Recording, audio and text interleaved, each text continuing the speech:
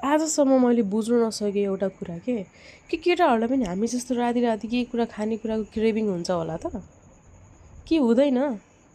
मैले त आजसम्म त्यस्तो थाहा पाएको छैन। हो कि आज मलाई यो खान मन लागेको छ, आज मलाई यो खान मन लागेको छ टाइपको सुने पनि। तर हामी जस्तो लाइक म जस्तो भनौँ न कि त्यो कुरा नखाँदासम्म, त्यो कुरा नपाउँदासम्म मलाई बाटोमा हिँड्दा हुन्छ कि मलाई पढ्दा हुन्छ कि कुनै काम गर्दा हुन्छ कि खालि त्यही कुराको मात्रै याद आउने के भएको हो म बुझ्नै सक्दिनँ। एउटा भन्छ नि what is truly desire can not be replace by anything else भने जस्तै हुन्छ कि मलाई त।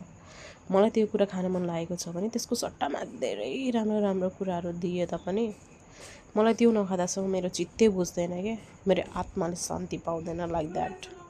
मलाई चाहिँ त्यस्तै हुन्छ क्या। त्यो साँच्चै सबैलाई हुन्छ होला त। एनिवेज यो चाहिँ हामी राति 2 बजे उठेर चटपटे बनाएर खाएको। हजुरहरूले सुरुमा देख्न सक्नुहुन्छ होला त्यो आलु बोइल गरेको। त्यो चाहिँ मैले कुकिङ पट किनेको थिएँ यही दिनको लागि भनौँ न।